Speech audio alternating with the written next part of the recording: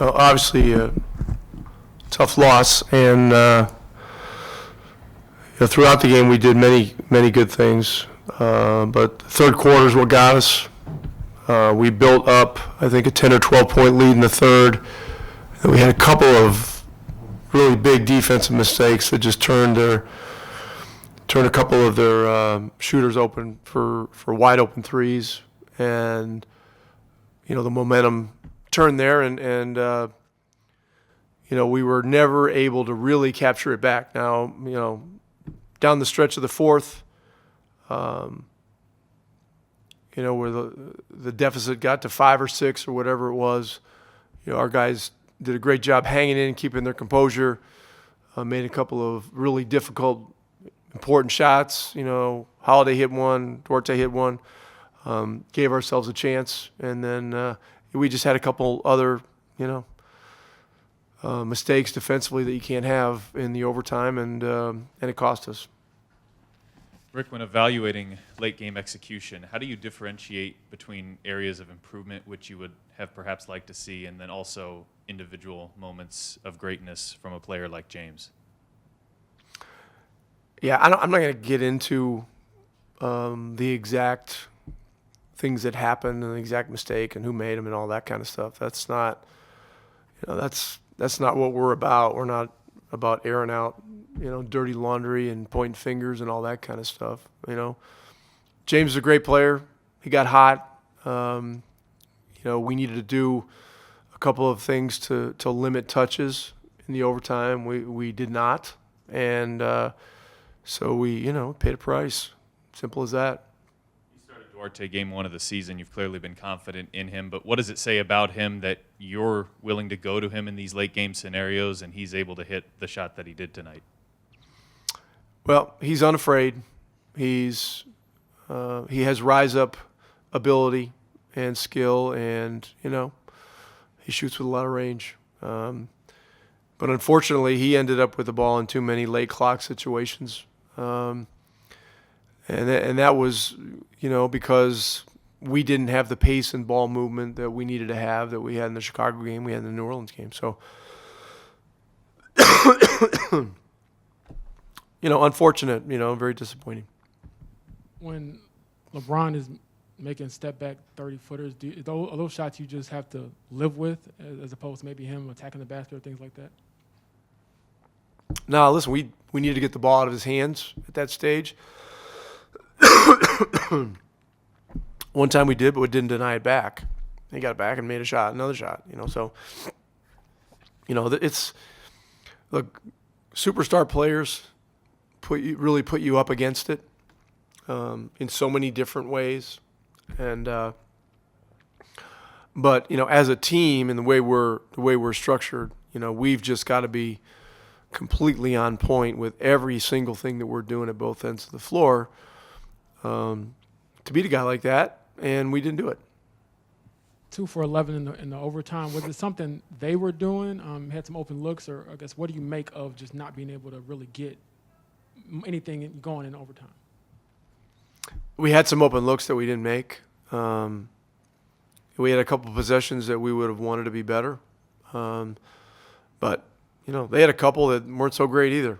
The difference was they were making, we were missing, and we just let James get going, and we're unable to stop it. So it's a tough loss, but we're gonna have a good Thanksgiving tomorrow regardless, and we'll regroup on Friday and get ready for Toronto. Rick, you guys went, I think, 5 minutes without a field goal, missed like 9 in a row late. Was that ball movement and then settling for jumpers there late in the game?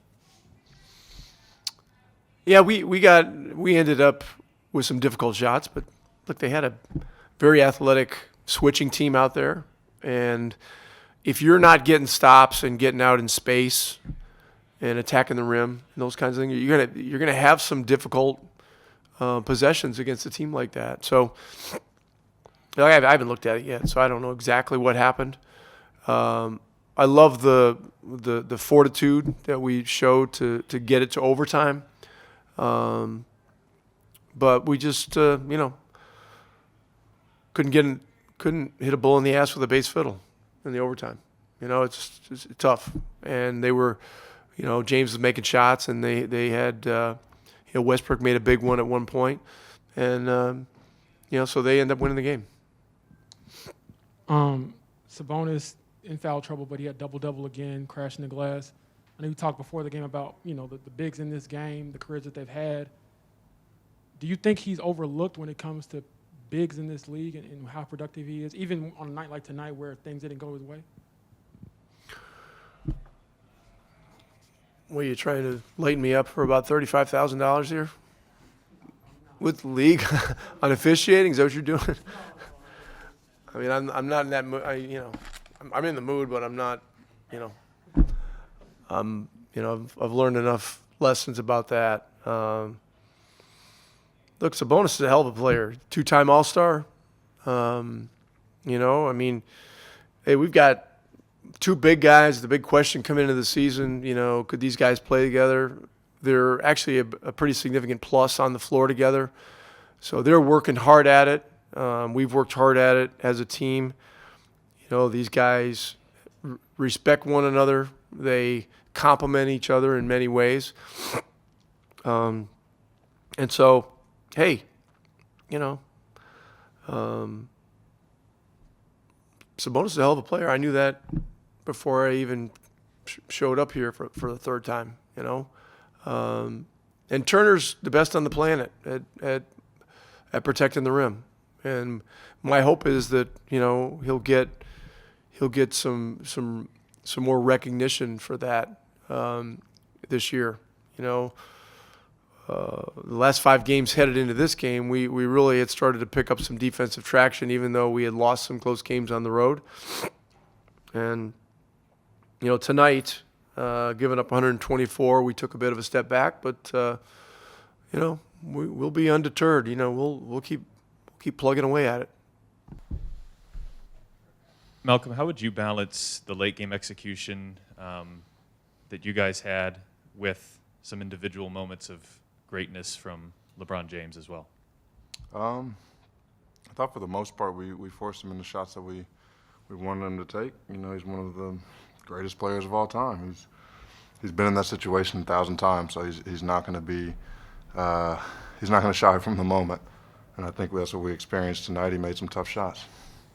He had a shot that put them up 6, and then you immediately got down the floor, got fouled. It got to a 4-point game, and you guys were able to work your way back and get to overtime. Can you just speak about the flurry of the last 70 seconds and what it took to get yourselves in a position to win? Yeah, just playing with urgency. When you're down by a few points, all you need is really a stop or two, and in a couple points you play with urgency. We pushed the ball down their throats and tried to get to the line, and we did that. We were able to tie the game, put it into overtime, but LeBron gave us his best tonight.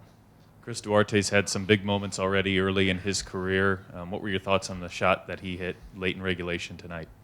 Amazing shot.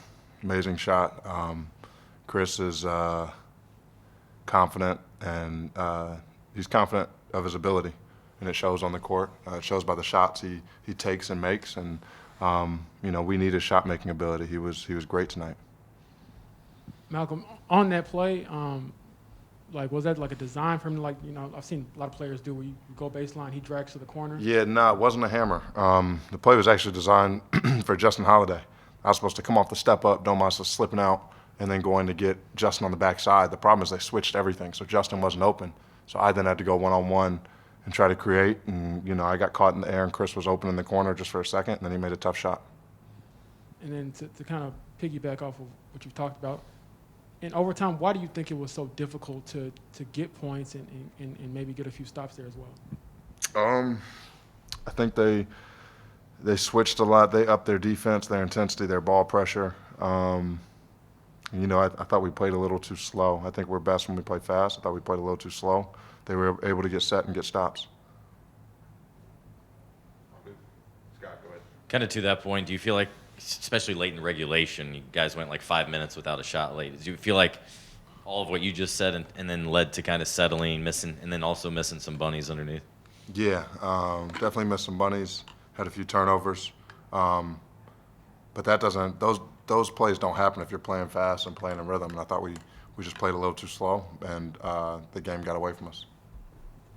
Malcolm, what was the atmosphere like tonight? Pretty loud, obviously. When you all make shots, they make shots. And what's it like to, or how enjoyable is it maybe to be in an environment like that this early in the season and to have those high-pressure moments and have the crowd kind of going crazy? That game was really fun. There were a lot of Lakers fans in there, but that game was really fun. We're our fans support us, and we love our fans. We love playing in Gamebridge, so we need more of those type of turnouts for sure. Justin, what are the general takeaways on a night like tonight where you have a lead that you lose and then LeBron James makes some pretty tough shots down the stretch where the defense seemed to be in a lot of those situations pretty decent? Yeah, I mean, we made some mental mistakes in that lead when we lost that lead. And that's the main thing. We have to make sure we don't do that at that time. Playing such a good game up to that point and letting, how many? 3 mistakes that are correctable and, we understood what we needed to do. Thought we understood what we needed to do in that situation. We take care of that, man. We win the game and don't have to worry about, LeBron taking over like he did or being up more if he's trying to take over.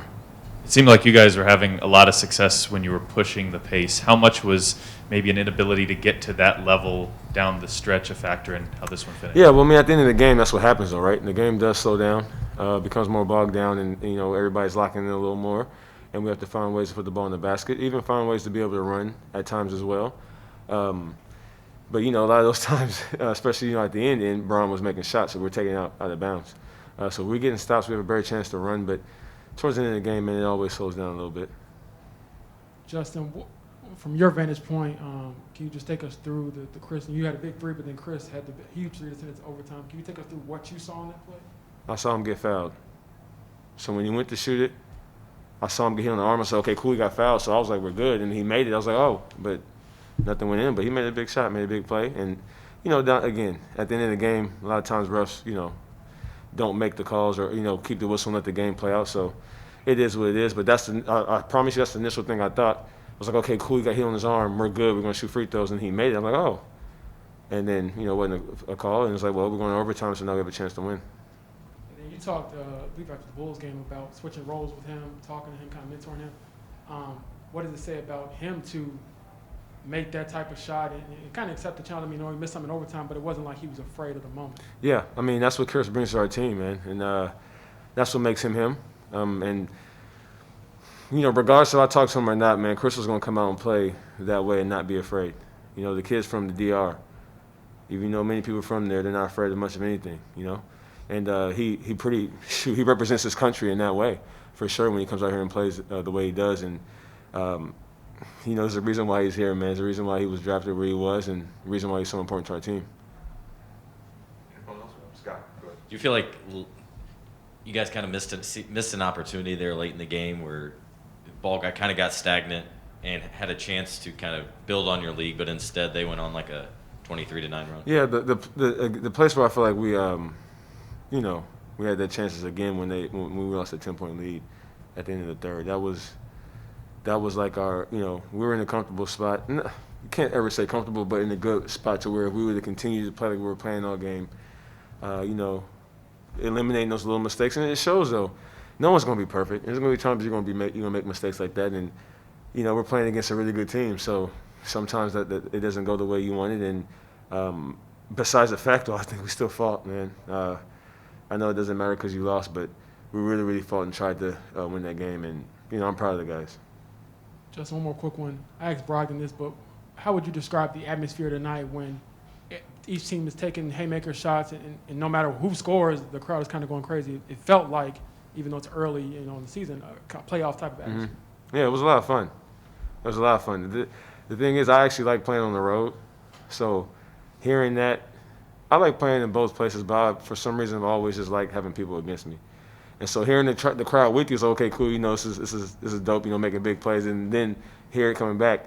I just really, really feed off of that. So it was a lot of fun for me. I'm sure for a lot of guys, obviously other than losing, but it was a fun game to play. Chris, can you take us through the final offensive play of regulation, the 3 that you hit in the corner from your vantage point? Well, coach draws a play. I was supposed to screen for Jocelyn and then stay in the corner. And Justin got denied. Michael just drove baseline and find me in the corner, and I threw it up, and I made it. It was such a tough shot when you let go of the ball. Did you think it had a chance? I thought I was gonna get fouled, cause AB Bradley, once I felt that contact, top of me, I threw it up. I thought I was gonna get a foul, but they don't call foul on rookies, I guess. So, You made a bunch of big plays in this game, maybe a play or two down the stretch you'd like to have back. I mean, as a young player getting to be in these moments, what do you learn from them? I learned a lot. I gotta keep working on my balance, follow through. Um, Defensively, lock in, know who you got in. Those moments like that, you gotta know if you have a shooter or who you got in, like I said. And, just keep moving the ball and be patient. You gotta be patient in those moments like that and cool down. So. Chris, not to take away from the game, but you probably had the biggest assist of the night, helping one of your close friends with the, proposal. Whose idea was it? Like, how long was this in the making? We've been talking about that. That's my best friend. We grew up together. We're from the same city. I love him and he loved me. His mom loved me. My mom loved him. So he just asked me. He told me he wanted to propose, and he asked me if we could do it here. And I was like, that's a great idea. I'll do it for you. I talk to the people out here and help you out. And we got it. We got it. And it was a great moment. I saw your reaction. So did you know like it was gonna be during that time out? Yeah, I knew everything. So I'm very, very happy for him and for her. So. And if I understand, you two grew up playing basketball together. So, who's better? Are you still I talked to him a little bit, and he was saying he can still go toe to toe with you. He's good. We compete. When we together, we play a lot of one-on-one, and we compete. He's a competitive player. We've been doing that for a long time, competing, against each other. He helped me a lot. I help him a lot, and I just love him. I love him having him around me. He's a good kid, good guy. Chris, considering going back, growing up and watching the NBA from afar, did tonight mean a little something extra when, like, LeBron's switching on to you and you just embraced it? LeBron, man, he is one of the best, maybe the best guy in the league right now. I mean, it's unbelievable what he does. I was just talking about that with Miles. How he took over fourth quarter, and he's 37, 38, 39, and still playing like he's my age.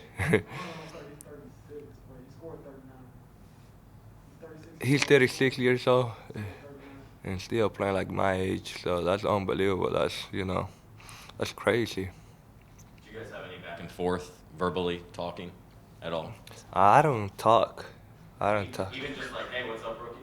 No, I don't talk. I don't talk, and he didn't talk to me. Couple guys, Melo, after the game, he told me, he's a big fan of my game. He liked my game, so appreciate that. To that point, did you hear what Kevin Durant said about you a couple days ago? Basically, what Melo probably said. Yeah, no, I like that. It's good to hear that from players like KD. Another great player, one of the best guys. So I felt great. Kind of a cliche question, but just considering the year that you've had, Thanksgiving tomorrow, what are you thankful for? How do you, I guess, put into words just how your life has kind of changed in the last year? I'm thankful for a lot. I'm thankful for being here right now. Thankful for my family, having the little boy, having another girl on the way. thankful for being here in the NBA, playing, against LeBron James, Melo, player that, I used to watch him when I was, when I started playing basketball. I'm thankful for other people around me. Thankful for my friends that just got proposed. Thankful for a lot of things, I just posted a picture in IG early in my story, and it was me when I was like 13 years old when I started playing basketball. And I say that every time I look back and I see how far I came, I have come, it's, it's unbelievable, a kid from the DR, coming from not having anything to now having a good job, being here, playing the game that I love, having a family. It's, it's a lot. I'm thankful for that.